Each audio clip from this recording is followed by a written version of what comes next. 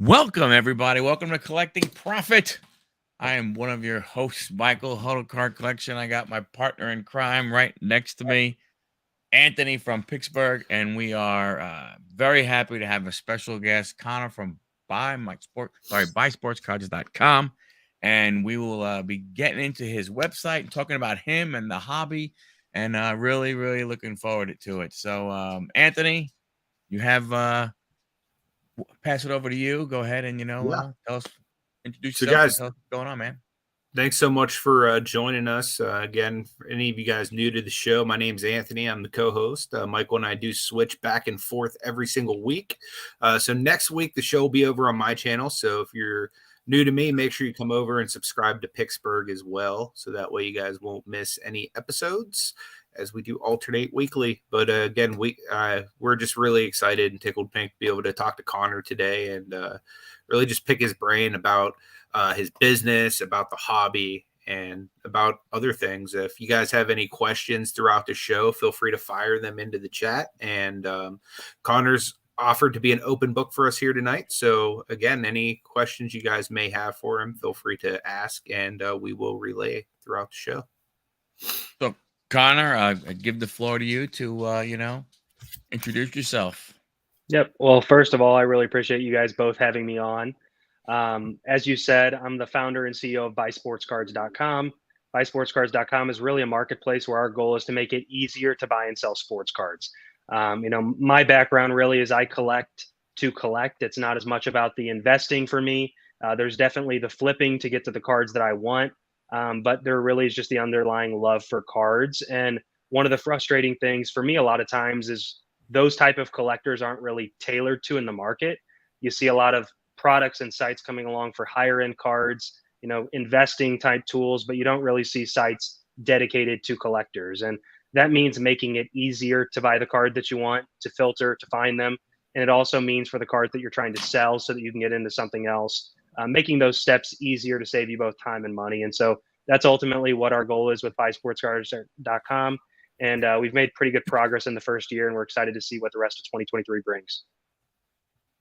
Awesome. So what is your background in the hobby? Yep. So just kind of like anybody else, a lot of these stories are very similar, it seems like, but started getting into cards more in elementary school. I played a lot of sports growing up. It was always kind of a way to incentivize me to, do my homework or do well on tests. And, it was also, something where I've always loved numbers and statistics, and I've loved sports. And so kind of the tie in between seeing players on the, that I watched on the screen with my dad, having them on a card, learning about their statistics and figuring out, who's good based on those. It's not helped me as much now with a lot of the analytics conversations, Oh yeah. but, when it comes to, batting average, home runs, RBIs, or points per game, rebounds, assists, like those are things that I kind of learned and how I learned about the sport. And I think that especially those early to mid 2000 sets when I was growing up, it made it fun to collect cards, and they were so accessible, and that's really kind of how I got in to the hobby and started to have a love for it that's lived on now basically the rest of my life.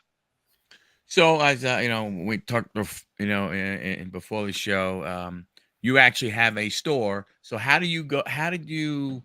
What was the driving force, or how did you get into saying, hey, you know what, I want to start a store? Yeah. So really through like probably right before I went to college, like a lot of other people, I started to find stuff that I had as I was kind of getting ready to move into my dorm, whether that be sports cards or trading cards. My generation, Yu-Gi-Oh, Pokemon, those kind of games are big as well. And those were things that I collected growing up. And it really kind of rekindled an interest in it for me. I don't know if it was just kind of, feeling like I was getting old by going off to college, and it was something that kind of anchored me to my youth.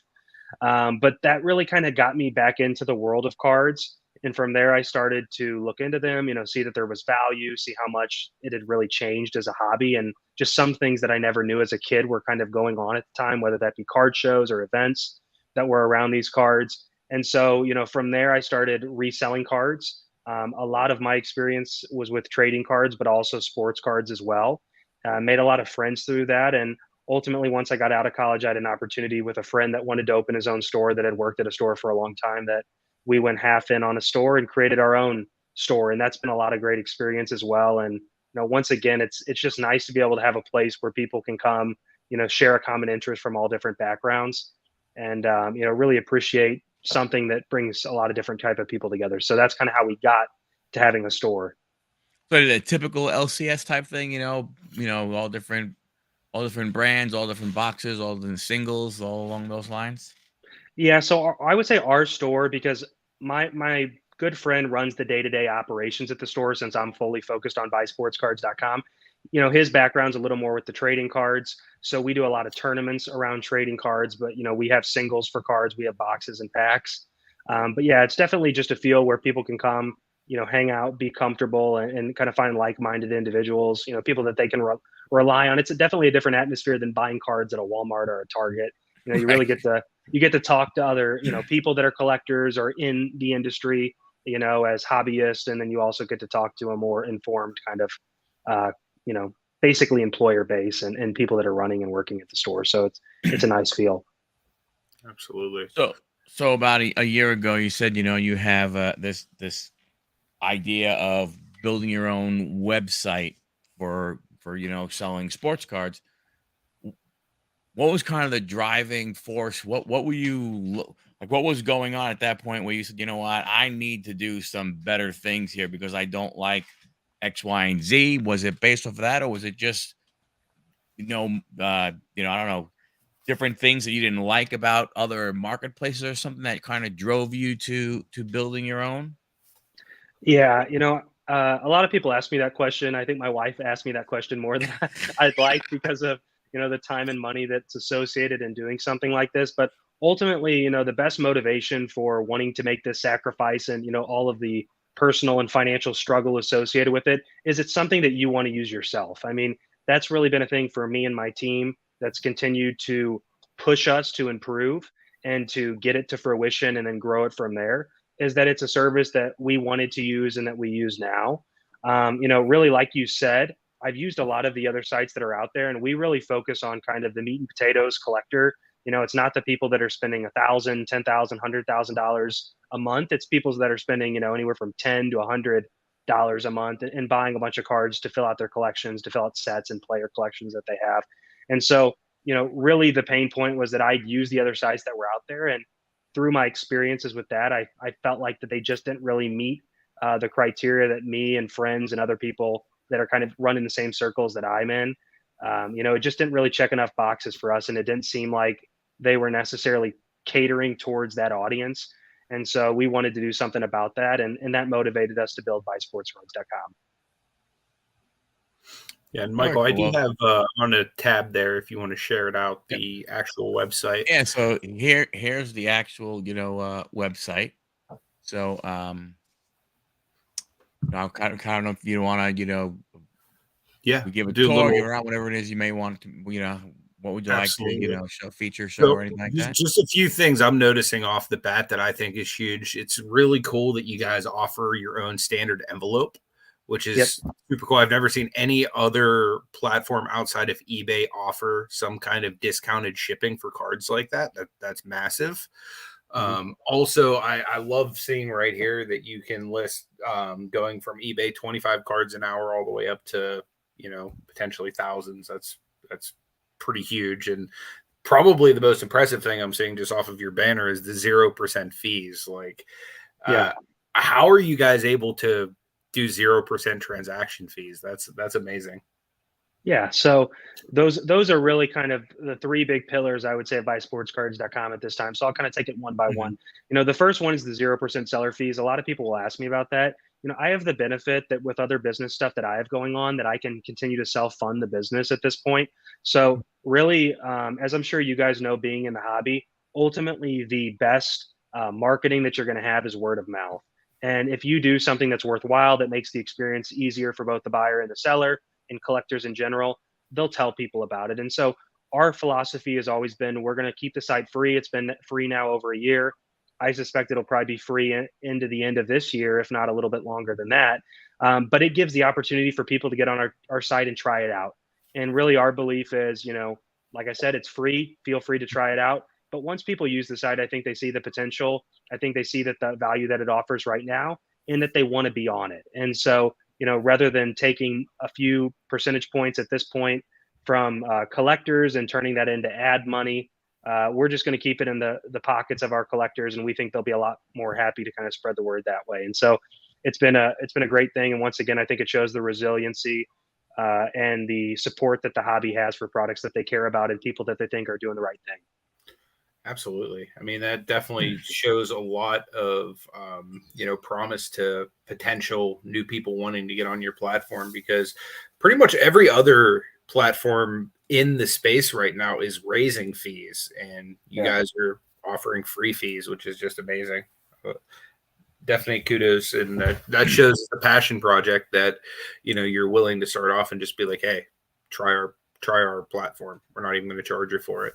Super cool. Yeah, I think, like you said, I think it shows a lot of belief in, what we've built and it being a good product, because you do see that there's a lot of places that pop up and they charge kind of an arm and a leg, and if you end up leaving, they don't really care because they got their chunk from you. Right. But for us, like I said, we've been free for over a year now, and our business being successful is ultimately dependent on people staying with us, building larger collections on the site, and coming back and buying more and more. So ultimately, if our site's no good, then this plan basically has no chance of success. But what we've been able to see is that by keeping it free, people are continuing to build and build and build, because I think they see what we're ultimately going for and they support that. And you'd be surprised. A lot of sites, they probably have people reaching out telling them to lower fees. We actually have customers that reach out and say, you know what, you guys really, you can take a couple percent from me if you want, but it's just not part of the plan right now. This has been much better for getting the name out and growing the site.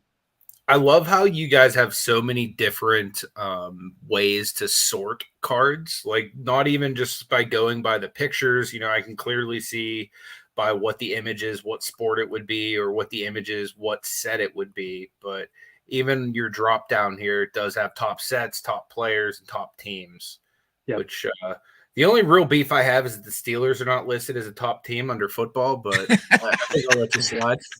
You must not have been buying enough. I'm blaming you, not me. Yeah, I mean, I'm definitely guilty in that regard. And I will tell you, as someone who has an account, and actually I'm not going to show the address or anything, but actually just made my first sale today on the website. That's awesome. And it was great because, I mean, I like the feature of getting the notification, so I did not have to,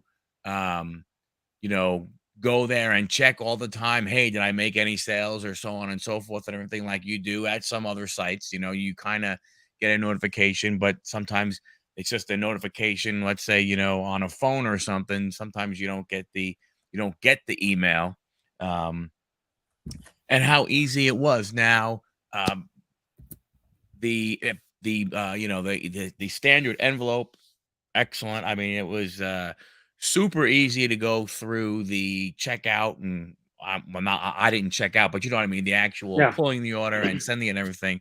A question I had about, I guess, for a more personal thing is, obviously, is it recommended that you print a packing list with your stuff? Is that kind of still just something that people do whatever they want to do from that standpoint? Yeah. So, and I think is a good segue into the other question Anthony had as well. So, when it comes to the packing slip, one of the things that we do provide, I think you probably saw in that order in the top right hand, there's a print packing slip button, and it's really nice because it organizes all the cards that are in the order.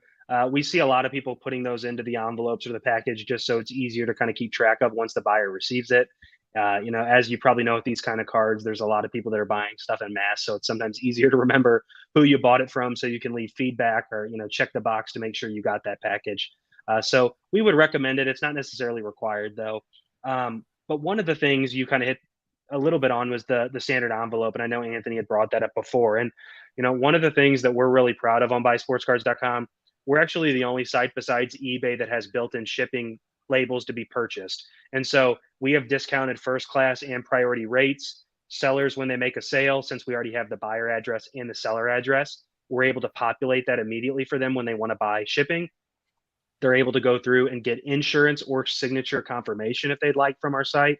And the last part is that we do have the standard envelope option that eBay has as well. And that that provides a tracked letter up to 3 ounces. It starts at 80 cents, and on the high end, it's $1.30 for a 3 ounce package, which can fit about 12 cards. And so, once again, we really want to make this process of buying and selling cards easier, especially when you get into these cards that are, anywhere from 25 cents to, a dollar, $2, $5. Different people have different pain thresholds when it comes to shipping items out. But really, we think by providing tools to make it easier to list cards and to ship cards, it just unlocks a whole nother level of your inventory that on sites like eBay you've never been able to get to because it's not worth your time. Yeah, I mean, you're 100% correct. When I went to ship mine, I basically really had to. It was just five little quick clicks. It was a click for the envelope, a click for the ounces. Did I want signature and did I want insurance? Once I hit those, it was print, boom, out the printer, done. Yeah. So it was a very, very quick quick way to go through and everything. Um, and for those people, people that are, that are watching or they're checking on the replay, I think one of the things that I found amazing about the site was how easy it truly was. And I know there are a lot of people, they have the scanners with the AI and all the other kind of stuff and all that stuff and those programs and I'm not, uh those are, they're good and everything like this, but to me, with your website, if you're organized by, to me, what I found the easiest. I'm not saying you can't do it any other way, but for me, the easiest way was if you're organized by set, sport and set. So if you had, 19, if you had 2021, tops baseball to list is ridiculous because all you need to do is put in how many you have and how many you want to charge, what you want to charge, Yeah. because the listing and everything is already done for you. The picture's already there. Now, I did notice some have pictures, some don't. Mhm. But even if you don't, even if there is a picture, you can still add your own picture of the card if you want to. Exactly. I mean, Yeah. And it really is a very cool, quick, simple way. Like, I mean, I didn't list it. I listed like 35 cards, but I think I listed 35 cards, honestly, in about 5 minutes. That's yeah. amazing. Yeah. I was just boom, boom. I just went down. Oh, card one, $1. I have one. Oh, card 8, went to card 8, card 9, boom. Because I just did it. I did it by set and I put them in number order. And then listening was okay, it's done. I was like, well, now what do I do? I have time. I just listed 35 cards. I Yeah. might as well start working on another set to put in order to be able to throw them up on the site. So would you say a good strategy for people looking to, like, that are new to the site, looking to get on there and maximize getting as much listed as possible is when you're sourcing cards, maybe target some like similar sets, like if you're able to? Yeah. Yeah. So one of the things that we see, like Michael kind of hit the nail on the head there, is the fact that by having the checklist and having everything organized and making it digestible for the seller, if you go through basically the sport year set, you can even then narrow it down from there into insert sets or parallels. We have the list already pre-populated for you so that you don't have to type in the name of the player, the team, the That's card number, any of that. But if you are going and you organize it like that, you can list cards tremendously quickly. And we've had a seller in the course of about 4 hours that listed over 25,000 cards on the website. And I mean, it's pretty incredible. But we hear it a lot from people. It's like, a lot of these cards have been sitting in my garage, they've been sitting in my spare bedroom. You know, my wife wants to invite you over for dinner now because you're cleaning out the house for me. Yep. But that's really where ultimately our belief is by making this easier. Michael or Anthony now can find home for cards that they may not want, but they know other people want them. And it always makes me sad to see people throwing cards away or burning cards. I know sometimes it may need to happen. But I think a lot of the reason that happens is because some of the other places to list are just too time consuming. It's not worth, listing 10, 20, 25-cent cards in a half an hour on eBay, because it's like at that point you're working for less than, $3-4 an hour. And it's like, Yeah. it's not worth your time. But if you get on our site and you list 25,000 cards in the course of several hours, well, now you can justify doing it. And once again, now you're getting those cards to somebody that's going to appreciate them. And so we take pride in that. Yeah, that's really awesome. And I can see this being super attractive to someone like my best friend Marty is like a degenerate ripper. So like say the new Donruss comes out, like literally the next week he has like multiple sets of like every of the insert sets. Yep. Like all of the rated rookies he has like multiple copies of. So like for him just to go type in, like 2023 Donruss and then just like, oh wow, there's the entire checklist, let me just go ahead and put how many I have and how much I want for each, like that'd be like something that would be super attractive to somebody just trying to get all of that new product out there as soon as quick as possible. Yeah, and Michael, if you really quick want to go to the marketplace, I can show you some Yep. cool stuff in the search features Oh, as well. the buying. Yeah, so just click on the top right where it says return to marketplace. Oh, there it is, right Yep. there. Yeah, so if you just go to the top and you want to click the magnifying glass, that'll do just right there in the search bar. Yep. Yep. That'll just do a full search right there. So you can type stuff in, but maybe a quicker way we could go through real quick is if you just wanted to do, like you said, baseball 2021 tops, you can just kind of go down the line here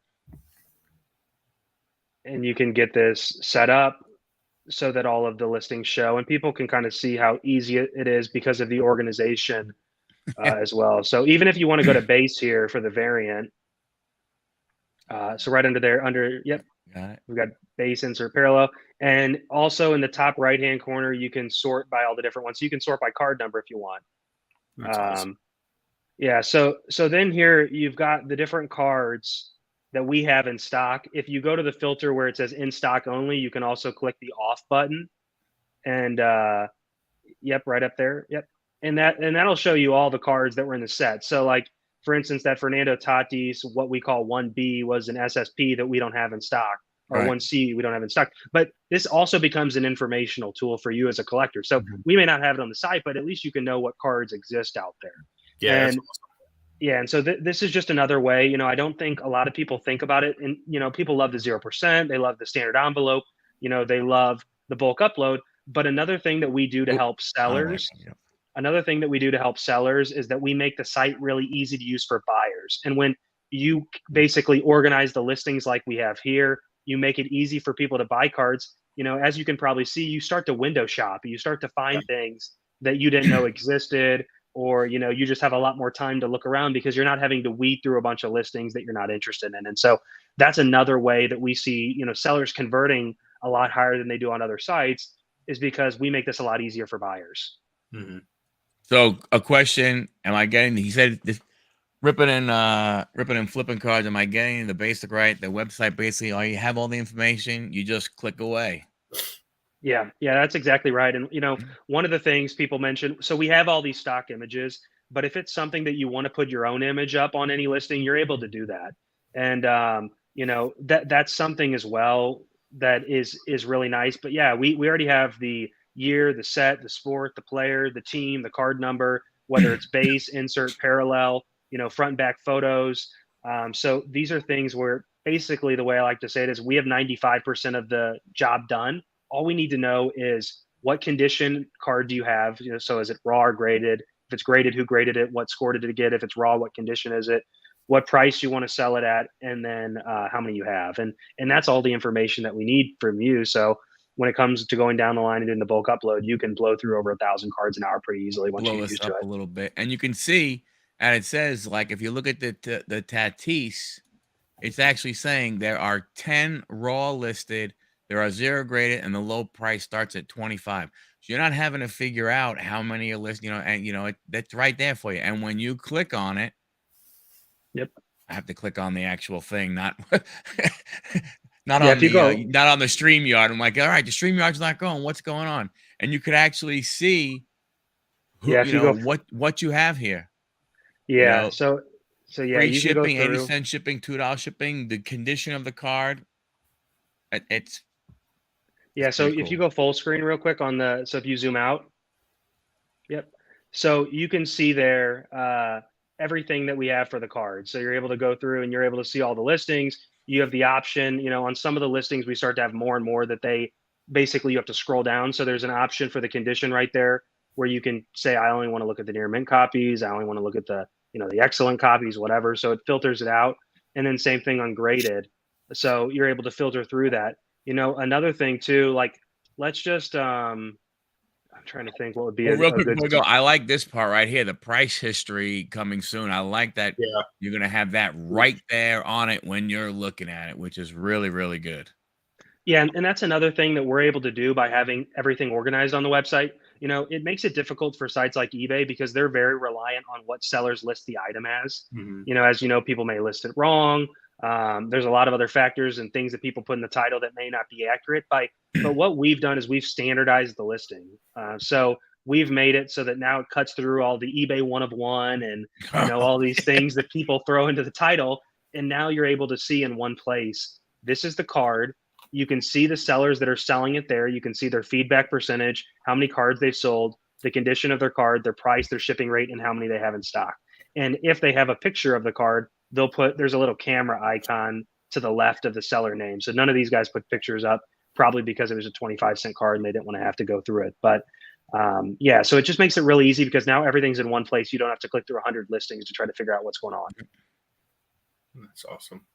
So Yeah. just a fun question real quick. You'd mentioned eBay one of one. Has there been a card yet that you guys have referred to as the BSC one of one? No, no, that would almost become a meme in and of itself. We have some one of one cards I think that are on the site, but yeah, we that's the biggest thing. We try to keep the catalog organized. We use the manufacturer checklist and terms. Sometimes things go by on the checklist what people don't know that's the name. Sometimes the hobby has a name for certain parallels that isn't necessarily the official name. But yeah, so if you put the on switch right here, real quick to the inventory. On switch of Yeah, inventory. for in Okay, yeah. stock. And then if you want to go like high to low here, I think that I can find a good example of one where we've got a picture. I remember there's I think there This was is a boxing. Yeah, so that's fine. Click the James J. Corbett. I think that there might be a picture of that listing.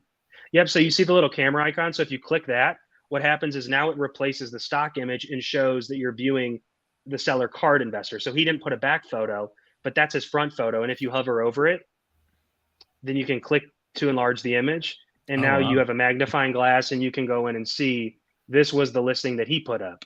So, some people are like, well, I don't want a stock image, but the seller always has the option to put their own photos. So we're not limiting them on that regard, but this allows you now to go through and when you see that little camera icon, you'll always be able to go click on the listing and see the seller's actual photos. So, That's awesome. yeah, That's but really cool. yeah. So it's a nice little tool that we've got there. Do you guys integrate with any like Card Dealer Pro software, like any of those like listing programs? So not at the moment. I actually know Fred and Ted. They're both good guys over there at Car Dealer Pro. The biggest thing sometimes that comes down, and it's a thing that they deal with as well, is sometimes those AI matchings have trouble on certain things. And my worry would always just be putting things on the site that may not be correct in terms of the matching. We've seen that with people that we've tried in the past, but they're good guys. They've definitely talked about doing it. It's something I think in the future that we might do. But kind of like Michael said, sometimes the bulk upload tool is probably faster in a lot of cases than the scan. So it's we go back and forth, but at the meantime, it's not something that we're integrated with, but it's something that we could definitely do, and we've got good relationship with all those guys. Do you find there's a threshold that, like, as far as price of a card, that people will typically upload their own pictures more so than like just use the stock photos that are provided? Yeah, so I would say probably somewhere around the $5 to $10 range. I mean, it really depends. We get guys that upload pictures on every single card. And, one of the things, as I'm sure you can understand, is when it comes to a 25-cent card and one guy's got a picture and one doesn't, unless the picture is bad or it's really badly miscut or damaged or whatever, that card's probably going to be the one that sells. So, some sellers do go above and beyond, and we appreciate that. But we also appreciate that, everybody values their time differently. Everybody's got, different life circumstances. So we give them that option. Now, one of the things that we've seen is by not having for graded cards, we always require a photo just because we want to ensure that it is, what it says it is, because those typically are a little more costly. That makes sense. The one thing we've seen with the raw though is you make it really easy, but then you have some people that kind of they use it for what it wasn't intended for. So a lot of the picture of the point of the no picture needed is for the 25-cent card. It's not for the $2,500 card.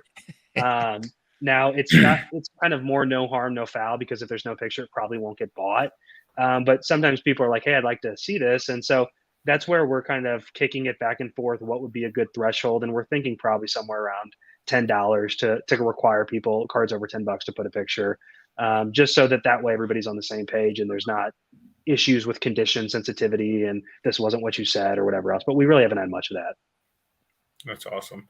Yeah, I mean that would be really attractive for someone like me. Like I sell a lot on eBay. Like I don't know if that's like something bad to say to somebody who runs like a rival company, but I sell a lot of like $1 and $2, $3, under $5 cards. Like I still sell like more expensive stuff like slabs and stuff, but something like your website where I could literally just do all of those cheap cards really, really fast is very attractive, you know, as opposed to like literally sitting there for like an hour, maybe only getting 20 cards listed like we had talked about. So yeah, no, and like you said, one of the things I think that's definitely true is that, you know, every site kind of has its niche. And I think for us, we saw that this was a part of the market that probably just because there's not $1 million sales, but there's just so much data and so much work that needs to be done to make it streamlined, that it's just not been something that anybody's really gotten to. And we wanted to be the ones to go for it because it was something we were passionate about. And like you said, we see tons and tons of people that are, you know, really excited, that care about these cards and making it easier by doing that, those $5 and less cards. We've seen a lot of those on the site. Yeah, and to see, you know, we talked about, you know, the ease, right? So once you have your account and you're all set up, if you have 20, 23, you know, baseball that you want to list, you come over here, you go to baseball. Well, Michael, I've got even I got a faster way I can teach you as we're going along too. Let's do that then. Yeah, so go hover over inventory. So this is kind of where you're at right now is more of like the single card search. But if you look on the black row right there, inventory, there's a drop down. It's between orders and dashboard. Got it. Yep. Go to bulk upload. So this is the real fast tool where people are listing thousands of cards. So if you go start with the first prompt there, baseball, and then you can do whatever year you've got that you want to do. Then you can search the set there that you want. You can type 2 at the top if you want to, you know, type tops in or whatever. Yep. And you can just go tops. What's them doing Baltimore Orioles? Sure. And then you go with base cards. And then from there, you can enter your condition that you want all these cards to be pre-populated as. So you just do near mint or very good. You can enter a default price, and that'll enter into all the rows. You can leave it blank if you want to. But if you hit generate there, it'll populate the list for you there. And see, this is the whole checklist. So a lot of these cards, it's a newer release here, so we don't have the photos yet. But if you hover over those, it'll pop up what the photo is once we get them. But you can see there, you got Adelaide's the first one. You've got the card number. You've got the set, the base, all of that there. And you have the condition entered. And now you can go down. It's like an Excel spreadsheet. So if you want to type in, you know, 50 cent, one quantity, 50 cent, one quantity. That's huge. That's huge. You got the whole set, even though like you don't have the pictures yet, like you still have like all of the data, which is like, in my opinion, the more important part. Yeah. And that's a thing too, where, you know, we've got a lot of procedures in place to get images set up, and, you know, users are great too, because they'll add images that we don't have. And we've got stuff in kind of our system to flag that so that we can make those, you know, our stock images and things like that. So, but yeah, I mean, if you just use your, either the tab key or use the arrow, you just move up and down, you know, you can type in whatever you need and just keep moving around. And so, yeah, I mean, you can just blow through that. And same thing. I mean, yeah, you just fly through. Yeah, and if at the top you would have put default price of 25 cents, it would have already entered 25 cents on all of them.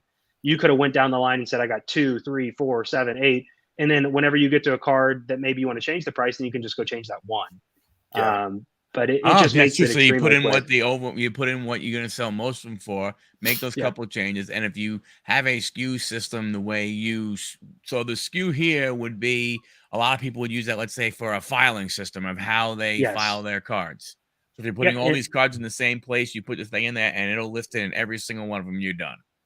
Yep. And then what that does then is when you make a sale, it'll show on the packing slip for you when you go to fulfill the order, hey, you sold this card. It's in box 2, row 3 for you. So it makes it really easy when you're going to pick the order, so you don't have to just dig through all your inventory.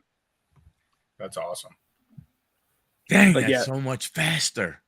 Yeah, that's quick. And the sell your card, I would say, is more when people are like, maybe they have one card from a set that they had a good pull, and they're kind of doing one at a time. So they'll search like the player and the card number, and they'll kind of go one at a time. But yeah, that bulk upload, that's where guys are listing thousands and thousands of cards just because we've streamlined it so much. And as long as they're organized, they can blow through stuff.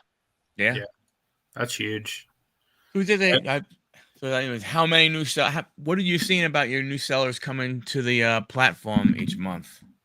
Yeah, so I would say we typically have about several hundred new sellers a month that are coming on right now. It's still growing pretty quickly. I mean, we basically every metric we've had for the last year has been growing over 20% bigger than the last month. And so that's been growing really quickly. I think one of the things that I'm really proud about though is we have hundreds and hundreds of sellers that have over 1,000 cards listed on the website. So it's, we have some big guys that have hundreds of thousands or even over 1 million cards that they've been able to get up. But we've got a lot of people that are able to list cards that, they're not guys that you'll recognize their name from other sites that they've been doing it for a long time. But we've just lowered the barrier to entry to allow them to effectively compete with people that have full-time staffs doing this. Mm. So here's a question from Ripping and Flipping. I know you'd already mentioned that there is 0 fees currently on the website. Is there any limit to how many cards somebody can list, or are you hoping that we list as many as we possibly can? Yeah. I mean, that's the funny thing with some of these sites. It's like, Mhm. we've tried to set our business up so that the more that you succeed, the more that our business will succeed once we do start charging fees. So I want you to list as many cards as possible, and don't let anybody tell you different. The cost that it costs them to store it in the database is not much different whether you've got 1,000 cards or 5,000 cards. It's negligible. So we have no sales fee on the website. We have no monthly charge. There's no membership. There's no insertion fee. We're not taking a penny at all. So Buy Sports Cards has $0 in revenue, which doesn't make my wife sleep well. But ultimately, I like I said with other business stuff that I have, I don't have any issue continuing to do this for a while and build up the trust in the community. That's the most important thing for long-term success, anyway. So the only deduction that comes from a seller would be when the credit card is processed through Stripe. And so that ends up being about 3.5%, whatever it ends up being with their percentage and their little charge for the card. But like let's say you made $100 sale on the website. Once they take that 3.5%, we pass the other $97 along to you. All of it is yours, and I don't charge you based on your cards, based on sales, based on monthly. We're not taking a penny from anybody at this point, and maybe some point we'll take a couple percentage in sales fees. But for right now, there's no fees, there's no ads, there's no monetization of the site.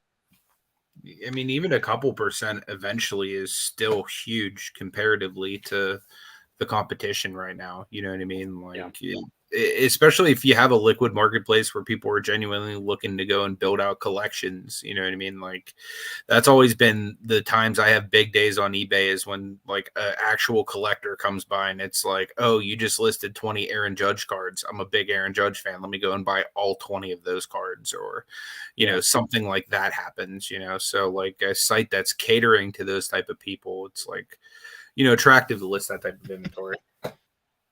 I'm positive. I'm excited once you get set up and start listing. We welcome everybody. Like I said, in the long run, with this kind of business, because we're not dealing with $1 million cards, we need tons of inventory. We need tons of collectors, and so we don't have any interest in making it harder for you guys than it needs to be. I think sometimes in business it's like, let's get people through the door, but they get a very watered down version, and everybody else will basically try to push them into these other places. We wanted to give the best service possible. And, from there, we really think once we say, hey, we're going to charge, 1, 2, 3%, I don't think that it'll be something that people will leave just because they know it's been over a year right now. We haven't charged anything. And like I said, I wouldn't be shocked if it's 2 years without charging anything. So we have more people ask us to charge than, like I said, I'm willing to tell my wife. But right now, it's the best thing for growing the website, and it's the best thing for, I think, the hobby to have, a company that's trying to kind of do it the right way and having people genuinely happy with it rather than feel coerced into, paying for something they don't really like.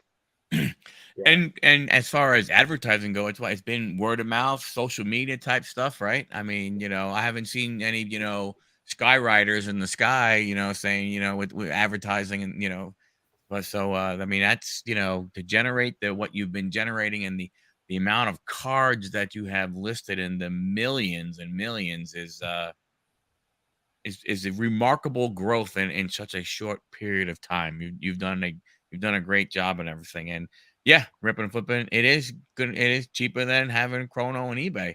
And I think the point is, you're not depending on AI to, like you said, to make sure there's a match. Yeah.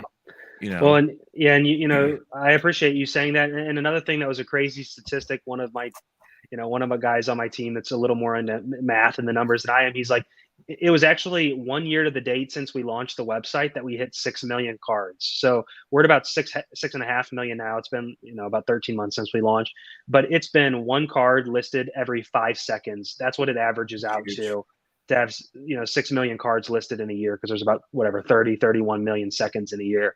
And so, we've seen, tremendous growth. I think eBay is around probably like 15 cards in the course of 6 seconds or so. So they're faster than us by a decent amount still, just because they have the size. But I think that we're starting to level the playing field for people, because like I said, we're lowering the barrier to entry and making it easier for people that haven't been able to get to stuff. Michael mentioned before being able to list 35 cards in 5 minutes for him, and he didn't even know the bulk upload tool existed at Exactly. that time. So, for him now he has more time to list stuff that he wouldn't have been able to list before, or time to do other stuff. Listing cards is never fun. So, if we can get you out of it quicker, then that's also a win. Yeah, that's literally the worst part about buying cards in bulk, is like then having to list them. Yeah. Like having it be easy and simple is super attractive.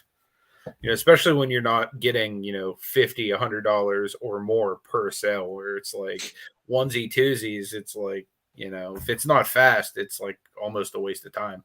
So like that's huge that you've saved this much time without having to get some kind of like expensive software or something like that, because that's been the thing I've been literally wondering for my personal business is, how do I get faster than what I'm currently doing without actually investing in a software? And I think you've pretty much answered the question, especially Yeah. the inventory I use. Yeah. And that's the thing. I mean, I'm friends with the guys at Fujitsu. Like I said, I know the guys that have the different AI stuff. Everybody's got their difficulties in their business, but I think they do a good job. Not perfect, but they match a lot of stuff. But yeah, with the AI, I mean, you're still spending time to have to go through the manual process comes behind it, where you've got to make sure, was it accurate? Did it put it in the right set? Mhm. You don't want something to get pushed into the wrong spot and never get seen.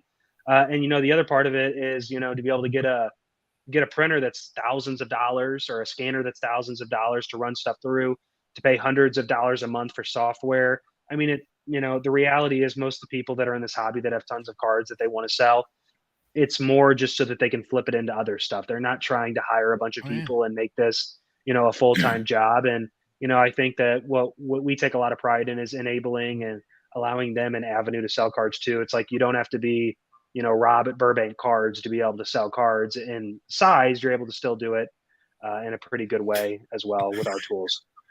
Ripping it. I love it, man. So this is a home run for base junk. Glad I have two scanners. Me too. Yeah, I mean, you'll definitely help him out with those two scanners, putting I guess all the new sets up. Yeah, definitely. Yeah. And if he doesn't even want to scan them, I mean, a lot of those 25-cent cards, you start to see that, as much as people get meticulous about certain stuff, and there are the guys that, do the raw to grade stuff where they're looking for diamonds in the rough that they can turn around and grade. A lot of the people that are in this industry, I saw a statistic from eBay where they had said that the majority of the sales on their site, this was a year or two ago, but they said the majority of the sales on their site were between the $5 and $15 cards. And I think you don't really hear enough about that, and I know you guys talk about kind of the collector's collector. But if you watch other YouTube channels out there, if you looked at the hobby media stuff, if you looked at card shows, you would think everybody in the industry is multimillionaires, and that's not the truth. And I think that it's important that these cards have an outlet.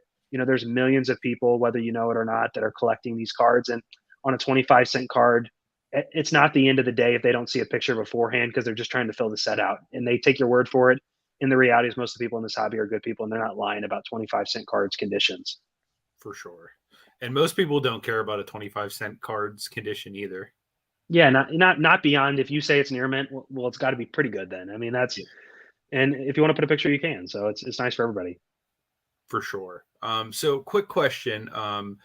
Shout out to our guy Paul in the chat there from the Off Centered podcast. He actually sparked my mind for this question. Do you guys have a lot of international customers on the website? And if so, are there any parts of the world that you guys don't yet service? Yeah, so right now we're only US, and Okay. really kind of the same way with sports cards. At this point, we Mhm. really want to focus on one specific vertical and make sure we do a good job. I kind of use the analogy, I would be rather be an inch wide and a mile deep than a mile wide and an inch deep. Mhm. I've seen probably over the last year, with the way that the hobby has, I think, rightly reacted to the way that certain companies have done stuff. Sometimes you just need to check the main boxes before you start to get, too big for your britches per se. So ultimately, for us, we're only US right now. We'd love to expand into Canada. I think it's something that we definitely would like to do. But there's a lot of stuff that we do on our website that other sites don't. We remit sales tax for the sellers. So we abide by all the sales tax laws, which have changed a lot in the last several years. And that's something that if you go international, it becomes a whole nother animal with the taxes. You've got different parts of French Canada where the language is different.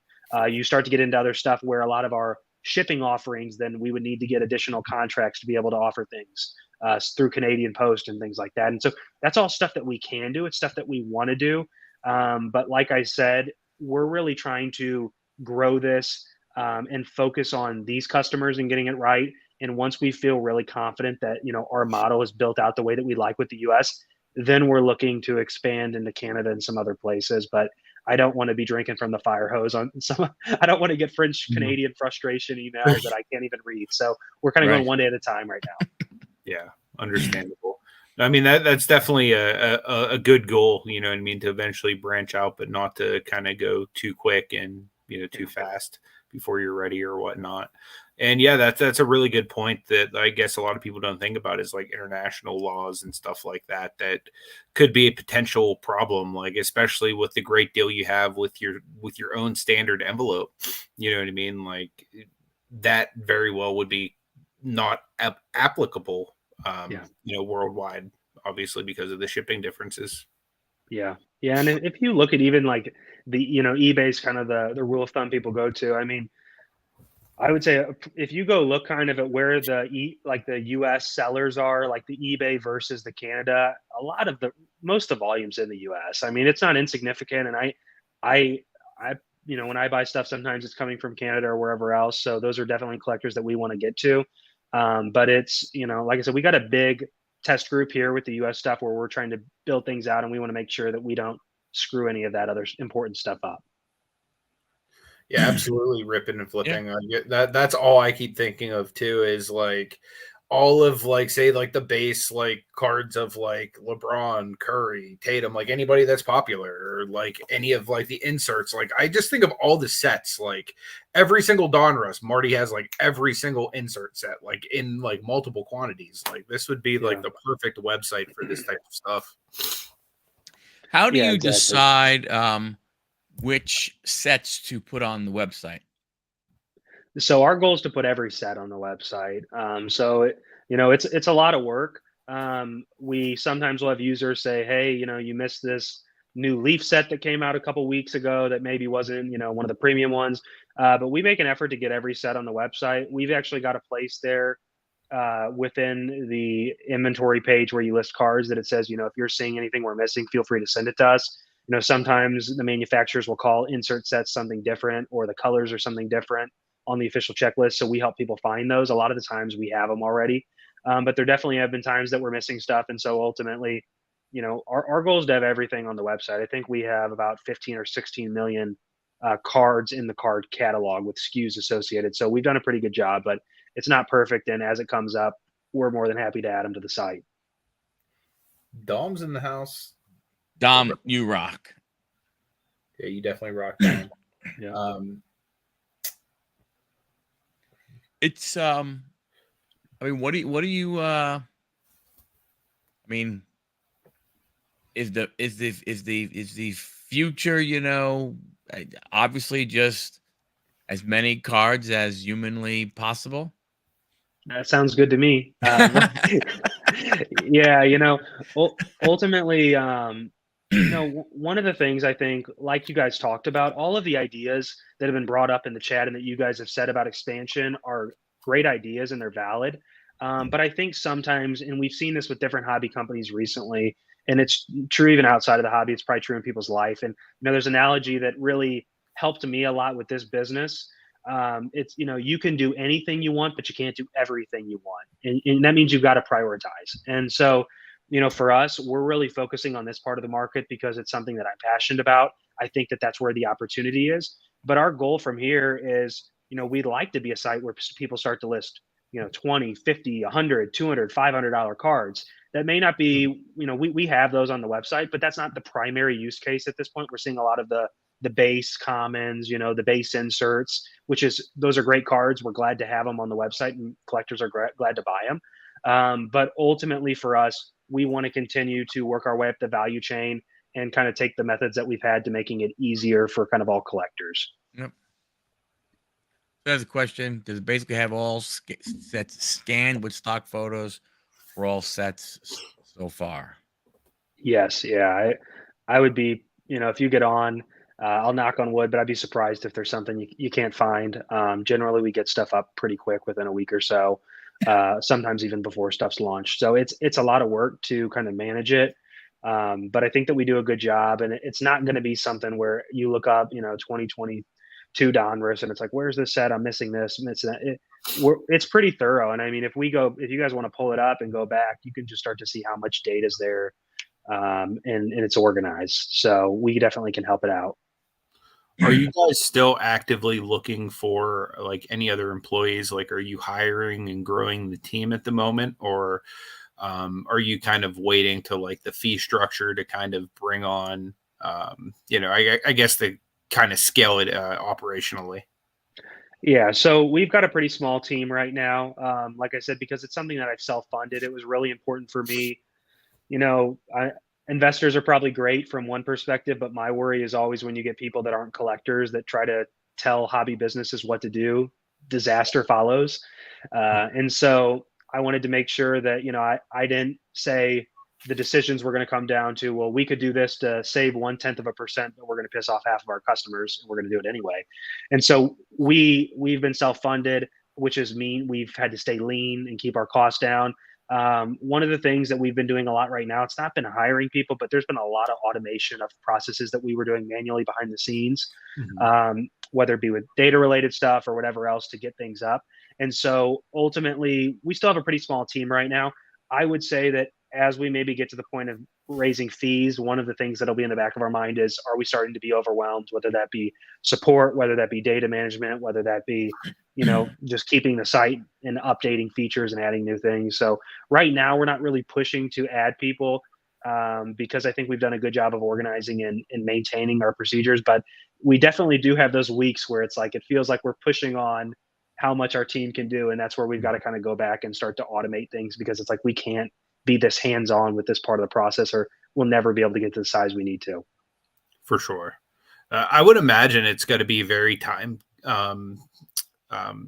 sensitive getting all of these sets put together in time for, say, for example, like if it's release day, and sometimes people are even ripping products now before release day, certain influencers or certain shops that might have a good allocation might be getting the stuff sooner, in which case they might even be looking to sell the stuff like the minute it gets ripped. So for that being said, like you guys have probably got to have these sets pretty well built before the product even drops. And then I'm guessing once a product drops, you're scrambling to get all the images and everything put up. So what's that process like to make sure you guys always have the most up-to-date information? Because I know that would make the whole process of this being fast a lot harder if, say, I were to type in like 2023 Donruss and it didn't pop up, right away.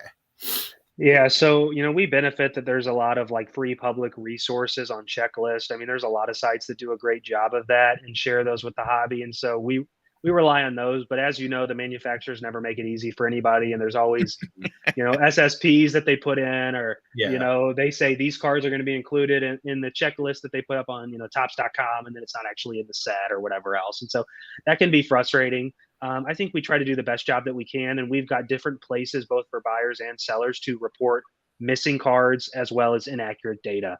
And so once again, we have procedures in place where people, when you start to basically go in and report inaccurate data, it sends notifications kind of to some of the guys on our data team, and that's where we go through and validate. So there's obviously still a manual process to it, but by the fact that I'm still standing here today, it's not that unbearable. So we've done a pretty good job of kind of keeping everything in line at this point. And like I said, the other saving grace sometimes is that since it's a free site, people, they give you more slack. If they're paying you $500 a month and 15% fees to use your website, and you're a minute slow, then they have a better reason to complain. But when it's a free site, if you're a couple minutes late or a day late, it's not the end of the world. And they kind of know that, we respond to all our emails within an hour or two. So we're very good at communicating, and people reach out if there's ever any issues. Like there's yep. Dom, it is the site is just cards, for right now. Yep. So scenario, if we want to post a 1910-206 and it's not in inventory, what's the process for the seller for adding a listing that is not present? Yeah, so we like I said, in 99.9% of the time we'll have it in the catalog, but anytime that we don't, we manage the catalog. The problem is like I say, probably 90% of the time that people reach out about a card not being there, it's because maybe they're searching for it incorrectly. Like you said, that T206 set spans 1909 to 1911, and so depending on what it is, it may not be the right year that you're looking at, or you may be typing in information that didn't necessarily exactly match the checklist. But in the case that it's not there, our team will go through and add that data to the catalog. And then at that point, now that's the kind of standard bearer on the site. We can edit data as needed, but the issue that we kind of wanted to avoid was getting it open-ended so that users could go in there, because you'd be surprised when people kind of get in there, whether it be certain parallels where it's like there's 16 different colors of silver and people start to list stuff in the wrong place. There's a lot of cleanup that we have to do, and if we left the data part too open-ended, it'd be more of a mess than I think we could handle. So we keep it a little rigid, but we're very responsive in getting it up. Yeah, I mean, because you're right. I mean, somebody looks at it, they think it's a blue, it's a light blue, it's a teal, it's an aqua. To your point, but they don't know that in that set they call this color teal. But if you go to Panini, they call it aqua. They may look exactly alike when you put them next to each other. But to your point, it's knowing that. Yeah, Red Wave versus Ruby Wave. I mean, Prism will do it on the same year, different sports. They'll call them the same thing, different things, and it's like that's why I like your process. It cuts down on mistakes. I think that's why a lot of like the graders, like PSA or SGC, have gone to the method of, hey, what is your card? Type it in, and then we'll give you the options of what it might be based on what's in the checklist or whatever. You know what I mean? You cut down on mistakes and stuff like that. So I really like that way of doing it. JKB is asking, is the site currently based solely on sports card listing, or do you also encourage non-sports trading cards to be listed as well? Yeah, so currently it's only sports cards. Sometimes people will call non-sport cards. We would have those in sports card sets. It looks like they maybe have Garbage Pail Kids on their picture, so I don't know if that's what they're referring to. I don't think that we have Garbage Pail or any of those kind of non-sport sets, but we will get stuff where maybe you'll get a Jeff Wilson influencer card, but that's technically Topps Big League, which is a baseball set, and so there's some of these cards that, when you look at it, you may say, well, this is a non-sport card, but if it's in a sports set, it's going to be on the website. But when you start to get Star Wars and Garbage Pail Kids and, Batman and some of this other stuff, that's not on the site at the moment. I'm not necessarily against adding it, but kind of going back to what we said before, sports cards is an animal of its own. I live in the trading card world. I have a store that does a lot of business in trading cards. And I think one of the things that's taught me is not that I can do everything, but that they're very different. And when people get on a website looking to collect sports cards, it's different than when they're looking for Garbage Pail or Star Wars, then different than Pokemon. And so, when you start to add too many of those together, you get the difference between going in and buying cards at a Walmart type site versus going to like an LCS. And we want to keep that feel of basically an LCS online. Like, I want when people to walk in that they feel like the site was designed for sports cards. They don't see advertisements for pickup trucks. They don't see, Pokemon characters. They feel like sports cards. I think that's the best kind of way to start the site. It's a good question. Ripping and Flipping wants to know, you mentioned you have 6 million cards that have been listed. What is the sell-through rate in general, if you know? Yeah, I don't have the number off the top of my head, exactly what the sell-through rate is. One of the things that I could say, kind of as an example, we've had people that have come over from some of our competitors. I would typically say the people that we pull customers from or compete with, obviously eBay competes with everybody, whether it's low end of the market or high end. But we see people like ComC, Beckett Marketplace, Sport Lots, like some of those kind of sellers that'll come to our site. And one of the things that they've really been able to benefit from is because of the organization of the site and also the fact that we're starting out, they become a little bit more of a big fish in a smaller pond than, swimming with the big sharks and getting hidden. And so by the fact that we've got better organization of our listings, which makes it easier for buyers to find stuff and to compare listings. So you don't have eBay promoting certain companies because they have deals behind the scenes with them, or, they're paying them stuff. So it levels the playing field from that regard, which means they get more attention. And like I said, you have a higher percentage of the views. So we've got guys that they may on other sites that they're paying a couple $100 a month plus 15% fees. They may sell $300 a month and be like, I'm barely breaking even. They come over to our site and they may do that in the first week. And so, and the big part of that too is the fact that you're keeping the profit. So we've seen it actually be really good. I don't unfortunately have the sell through off the top of my head for that number, but the nice thing is once you list the cards, they're listed. You can turn your inventory to hidden at any time, but you don't have to relist items. You don't get charged for insertion fees or storage fees. You keep them in your inventory and they're good to go. So at any point when you're ready to sell it or when that customer comes on the site, it'll sell. That's really cool. Yeah, and I think the big thing is that one of the things that you like is that if you're looking for, player X, you're looking for, Pete Alonso, you go there, you put it in, you see all his cards, and you're able to see all of his cards. Do you want to Whereas pull it up just so everybody can see it? Sure. While he's pulling that up, let me ask you another quick question. Unless it changes the topic too much, but in regards to listing cards, do you now or do you plan to ever have like a cross feature to where like if somebody does have like say cards listed on eBay, they could just say, hey, I want this on Buy Sports Cards and just transfer your listings, like whether that's through like a Excel sheet or some other type of way. Do you plan to have cross promotional listings available ever? So do you want the short answer or the long answer on this one? Whatever you prefer. Okay, so I'll go with the long answer because I'm a talker. So this is something we get asked a lot. There's actually some really, really big sellers that have told me if we did this, that they would have their cards on our website. The big thing that I've seen, and maybe, I'd love feedback as well from people in the chat or anybody that wants to reach out to me directly. One of the things that I see is when sites do this, then their site becomes secondary to their own priorities and it becomes secondary to the customer's mind. And so you'll see some sites that if you buy a card on their own website, it'll take them 4 to 6 weeks to ship it. But if you buy it on their eBay store, it'll be a week to ship it. You'll and what happens then is that the people that are the most loyal to them end up getting the shortest stick because their master is ultimately eBay at that point. And so, you also see some of these sites where they maybe have a little bit better of a listing feature and they link it to eBay, and then you just become a tool to list to eBay and nobody cares about your website. And ultimately, I really view that as like, we want to create a platform as an alternative. eBay's great for some things, but ultimately you look at an industry that's 150 years old. It has over 15 million different cards that have ever been created. There's probably almost 100 billion total cards that have ever been printed. And you look at even in the most recent sets of Prism or Tops where you've got, 6 to 7 different colors of purple. If there's any industry I think that deserves a site dedicated to it, it's sports cards. And so that's really our goal. Like I said, there's nothing against an eBay type site. eBay's great for a lot of stuff.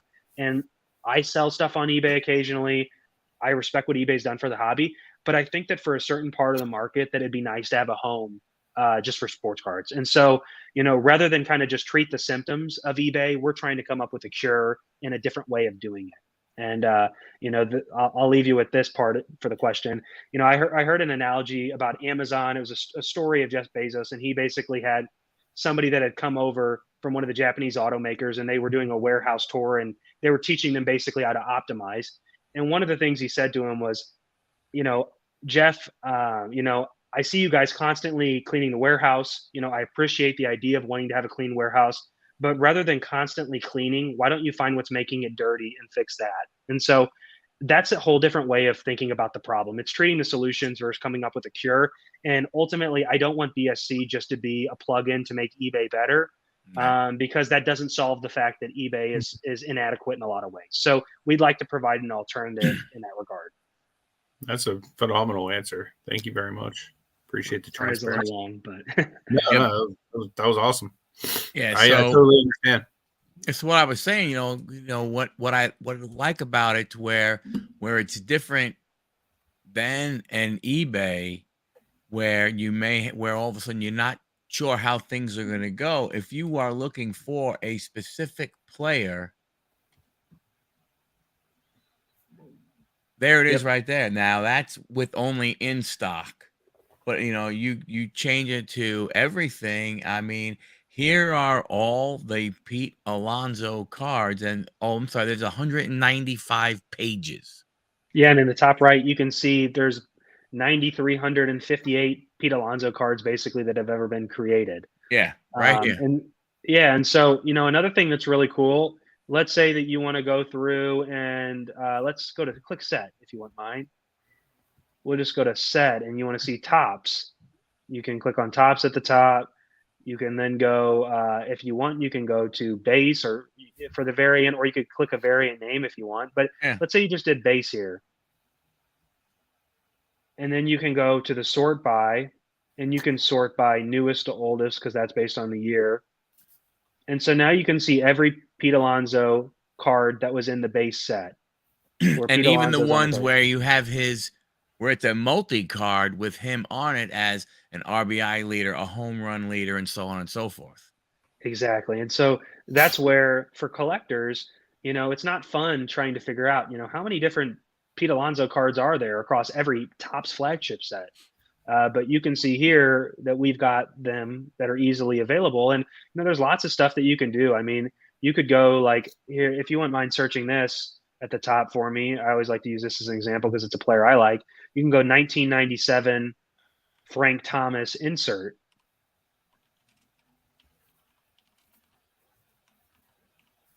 And so this will show you every Frank Thomas insert card that was created in 1997.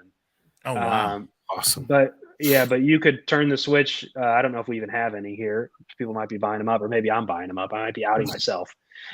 We've got some, but you're able to go through here and see that. I mean, same thing parallel, or if you wanted to just type in, blue of something, you could see every blue variation. And this is where I take a lot of pride in our site, and I think it offers a lot of potential. It's not just for people to buy cards, but it's also to learn about cards, and it's to learn about sets. And so that's one of the things that we see people staying on our site for much longer than other sites, just because there's a wealth of knowledge here, and they can start to learn and find their next collection. They're not limited by having to dig through 100 listings and getting served up a Frank Thomas autographed ball or a bat or a jersey or something that just says Frank Thomas in the name but has nothing to do with the cards.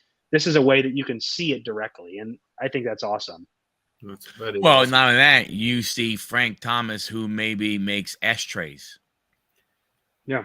you just don't even see, if you just put in Frank Thomas, you don't you don't see just, the sports cards like you're saying and everything. But I think that the part about it though is, Connor, is that you think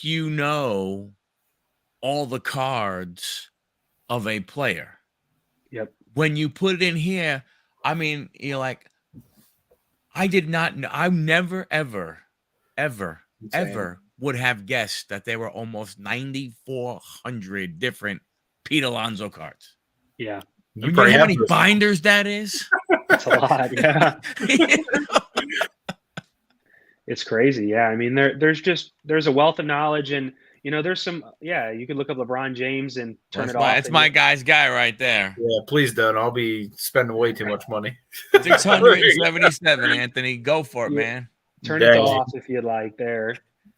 And you can Challenge see, so accepted. that's what we've got 677, Yeah. but he has 16,000 cards. 16,000 different cards. Yeah, and if you change the sort by too, I mean, you can do it by, like I said, high to low. You can do recently added to the website.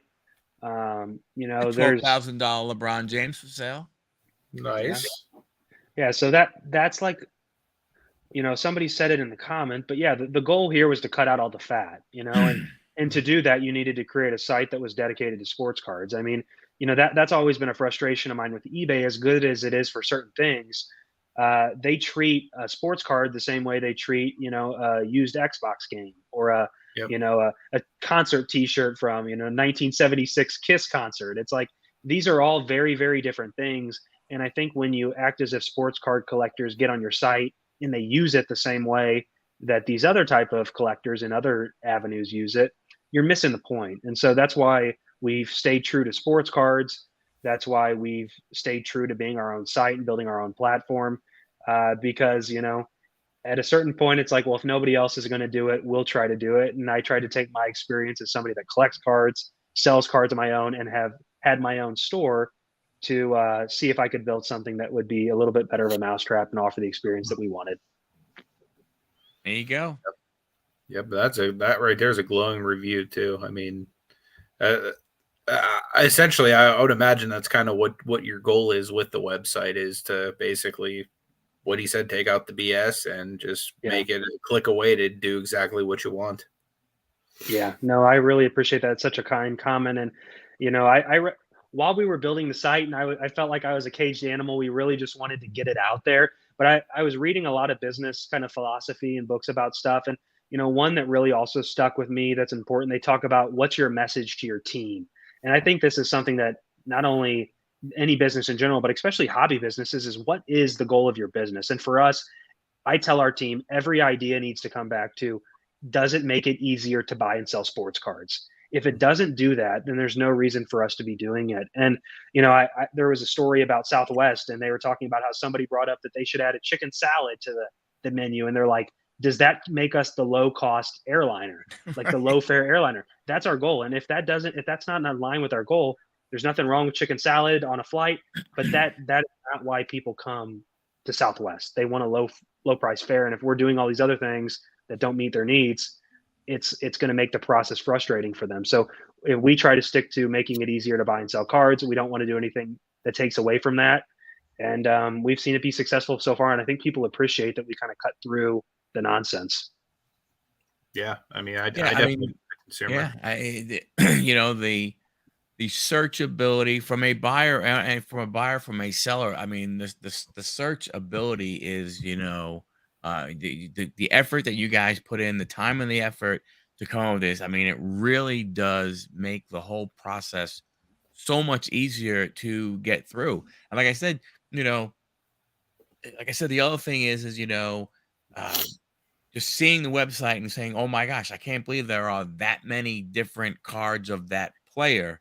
When you think, you're like, oh, this guy must only have a few hundred, and all of a sudden you find out he has a few thousand. It's like, wow, it's like you find things that you never even knew. You find out that there are cards that you had no clue ever, were available, because no one really has ever put up a checklist for you to look for. They've only, like, when you look at eBay, you're only getting what people are listing. Yeah. Where here, yes, you get that, but in one click of a button, you all of a sudden find out and go, oh my gosh, there's 5 other, cards from 2005 of this player. I love that set. I need to get all these other 5. Yeah, and like I said, that's something that we, take a lot of pride in being able to do. And ultimately, I mean, what else is the point of it? I mean, at the end of the day, for us, this is a business. I'd love to make money off this. I don't claim to just be doing this out of the joy of my heart, but I think people can tell when you've built something because you care versus building it just for money. A lot of talk from companies that have kind of came up in the last couple of years, like us, have been around technology and all this cool stuff. But what you see is a lot of these companies create stuff and they try to change people for what they already want. It's like, oh, well, you don't really like physical cards. You like NFTs. You're going to buy NFTs or buy fractionalization. And that's fine. But for us, we're trying to use the data and the technology to take existing types of business models. This has been applied, whether it be reverb.com for instruments, TCG player for trading cards, StockX for shoes. You've got Auto Trader, cars.com. I mean, there's all these sites where they have specific marketplaces because they understand that their customers want a specific experience. And that wasn't being done for sports cards. And you still see it now where sites are, sports cards and comic books and trading cards and autographed memorabilia. And at the end of the day, for me, I love cards. And so it's like, I just want a place that cares about cards. And when I want comic books, I'll go to a comic book site. And, rather than try to be everything to everybody, we'd like to be one thing to a group of people that are looking for that one thing. Makes a lot of sense. Yeah. I mean, to your point, I mean, you're 100% correct. I mean, you're more geared to the way, I mean, this is what it is. And you're right. To do it the way you've done it, you've had to go ahead and have that mindset of, this is the marketplace that we're in, and it needs to have its own thing, because you're right. It is so, it's so different. It's not like you said, it's not t-shirts. It's not, coffee mugs. It's not, it's, I mean, let's put it, it's not a garage sale. Yeah. It is an LCS. Yeah. Right. It's not a garage sale where you go in and you have thousands, where you have a whole bunch of other items sitting around and everything and stuff like that, because you don't go to a, garage sale looking for sports cards. You go there looking for other types of stuff. If you're looking for sports cards, what do? You go to a specific place. You go more to an LCS. Yeah. And I think this is what you're building here. And as it keeps growing, it's I don't know. I keep saying the same thing. It really is cool. Yeah. Yeah. Yeah, I appreciate that. And, just like that comment there, it just said, you see it on eBay. And I don't want to beat up on eBay. eBay is a necessary evil in a lot of ways. It's a great site. It does offer some really cool stuff that buysportscards.com is never going to cater to. But the idea that eBay can perfectly cater to every collector of sports cards is kind of where I got to the point where I'm like, this is frustrating. I would like more out of my experience. And, as I start to talk to more and more people, whether it be people in my store, whether it be friends of mine, whether it just be people online, I started to see that there was other people that felt the same way. And I'm like, I can't be alone. And like I said, it's something that I'm passionate enough about. So that I wanted to just say, let's go for it. I think there's a lot of other people that are going to kind of jump on this bandwagon. And we did a lot of cool stuff building the site. I mean, we built up a social media following before the site was launched. And one of the things that we took a lot of pride in was we did tons of polling about how people felt about different features, buy it now versus auction, versus offers versus what is a fair fee structure? What is the fair thing with images? And that's why, there's a lot of things where we show people and they're like, wow, I feel like this is stuff that I've always, been dreaming of. But we polled people throughout the hobby. I mean, we'd have polls where we'd get hundreds to even thousands of people voting on stuff. And it kind of was a hive mind of information where it's like, okay, well, I feel like I'm not alone. Sometimes people would agree that they like things that I didn't like, but it's like, well, then that's what people want. And rather than, fitting the square peg into the round hole, I wanted to build something that people wanted, rather than to once again see the sports card industry as a big pile of money and think how I'm going to suck the money out of the industry. It's like, well, how can we do something to provide value? That's awesome.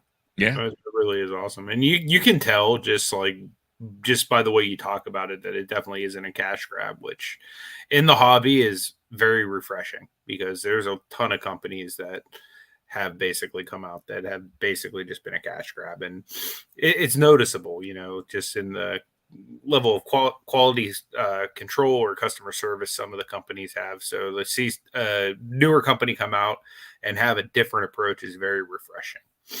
And we definitely need more companies like also in the description is the Twitter and the IG. Go there. They, the support team, the questions, I mean, they respond back.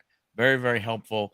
Like I was saying, earlier, when I was setting up my selling account, I was, it was a me issue. It wasn't the website issue, but I was like, I can't understand. I forgot what it was.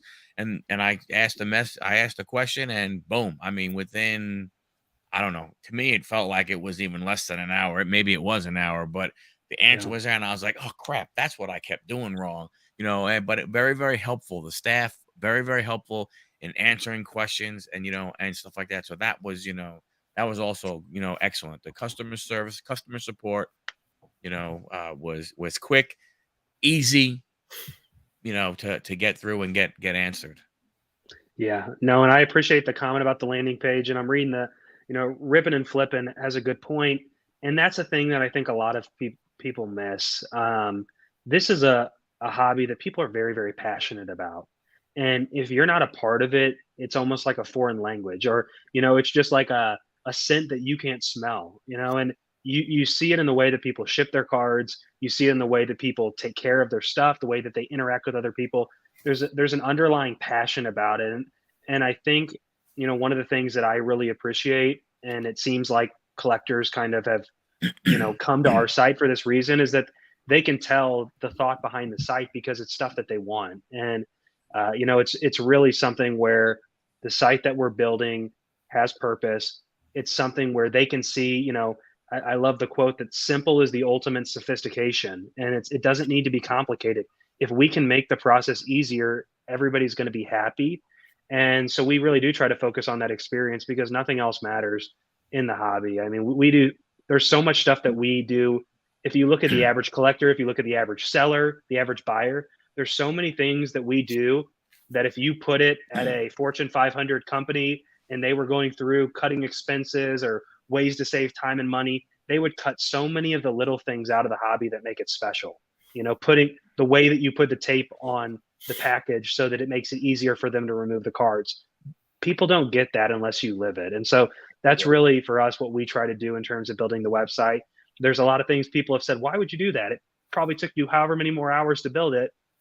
But ultimately, I would rather it take 100 more hours for me and my team to build something if it saves 10,000 hours of our users' time. And that's the kind of decisions that I think hopefully will lead to us being a successful company for the long run in the sports card market.